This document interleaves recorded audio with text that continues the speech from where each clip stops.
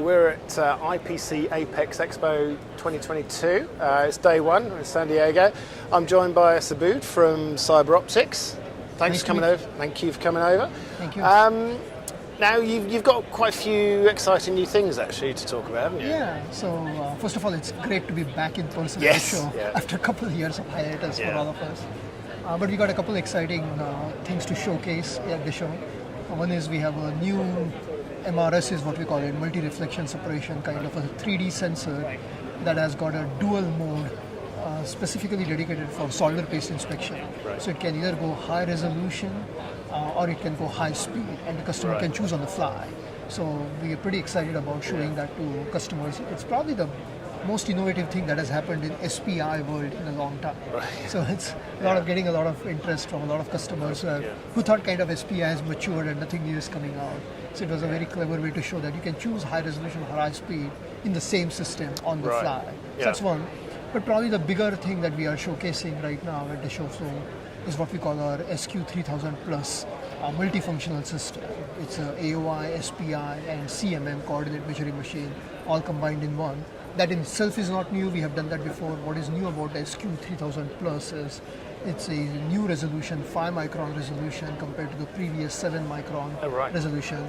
And more importantly, we have enabled it to do very reflective surfaces like glass or silicon wafer. Right, yeah. So as far as we know, it's the first system that can truly handle mirror-like surfaces. Right.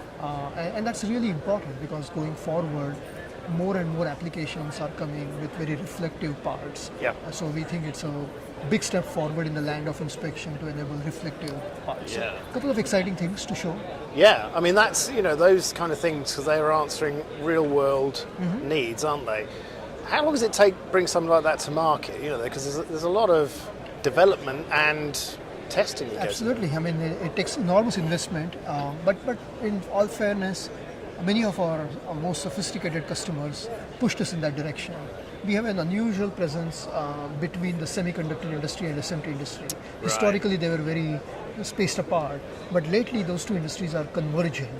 And in that convergence, a lot of interesting applications are coming up that has a genuine need for this kinds of inspection. So some of our most sophisticated customers pushed us to do reflective part measurements at very fine resolution. And the need is genuine. I mean, right now, for instance, one of the fastest growing technologies in our industry is what is called MiniLED display technology. And it's much superior than LCD and OLED technology. And it's taking off really quickly. Right, yeah. I mean, you have seen announcements from different companies like Samsung and Apple and LG, all talking about mini-LED technology, using their own marketing terms, but it's at the end of the day, it's mini-LED technology. And one thing to enable mini-LED is inspection of reflective parts, because you're putting small miniature LED directly on glass. And to inspect the glass is not possible with the conventional SPI, AOI type equipment. I mean, there's some significant challenges there, weren't there? Absolutely, I mean, it takes tremendous resources to invest in those kinds of areas and inspect. But the fundamental physics was discovered. I mean, NASA has been inspecting big mirrors for telescopes for decades now. Yeah. It's just that those are hundreds of millions of dollars of equipment that is needed. Now we are doing that kind of stuff in the commercial world at hundreds of thousands of dollars. Yeah. So that is the challenge, is how do you take extremely complex technology and bring it to the commercial world at a more practical price point. Yeah. And do you think that's, the speed of innovation and the demands of customers have sped up over the past decade? Interestingly, I think if anything, the pandemic accelerated things rather than slowed down. Yeah. I think suddenly the world woke up to the importance of electronics and remote devices and remote working. And if anything, the pull factor has been faster in the last 2 years. It was already speeding up. I mean, the pandemic didn't change anything fundamentally, but it accelerated the shift towards digital world. Yeah. And so you're right. Things are becoming faster and demand is coming in faster than we anticipated. Yeah. Exciting times, though. Exciting times indeed to be in semi and electronics. Yes, definitely. And a show like this is important, isn't it? Because actually meeting people face to face, people can see the new products. And like you say, we've missed it for 2 years or more. And hopefully you're going to get a good number of people come to the stand. Yeah, I mean, the show has started off well. Clearly, the number of people attending the show has gone down, unfortunately, for obvious reasons, because of COVID. But what we are finding interestingly is the quality is higher.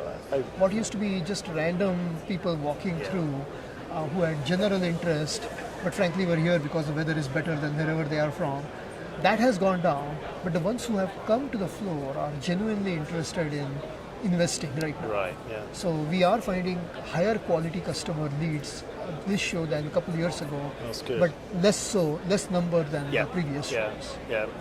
So it proves the value of these shows still, Yeah, doesn't it? absolutely. Yeah, The shows still have a lot of value left. Yeah. How far ahead do you have to look? I mean, like we said, speed of innovation is changing, speed of, the requirements of customers. Are you having to look ahead of the curve a little bit to see what's... We do internally plan for 3 to 5 years from Right, now. yeah. So usually a strategic plan is a 5-year strategic plan, Yeah. and that we keep updating every year. So that's our timeline that we look at. Frankly, beyond 5 years, it's hard to predict what is going to happen in the world of technology. So many external factors can change that your internal plan has You'd to make be a lot of updated. money if you did predict. If Yeah, you predict it. yeah. Then you didn't need to be in the business at all if you could predict 5 years from now. So usually we try to see up to 5 years, and then we keep updating it once a year. Yep. But it is important to look ahead and see what's coming. Yeah, and like you say, it's important to listen to your customers, isn't it? There's no second opinion about that. Always customers seem to know their problems more than anyone else. Yeah, yeah. Well, that's fantastic. Thank you for sparing the time to talk to us. Thank you. I hope the Thank you. rest of the show is successful. Yeah. I'm sure it will be. And I'm sure we'll catch up another show very soon. Thank you. Thank you very much. Bye.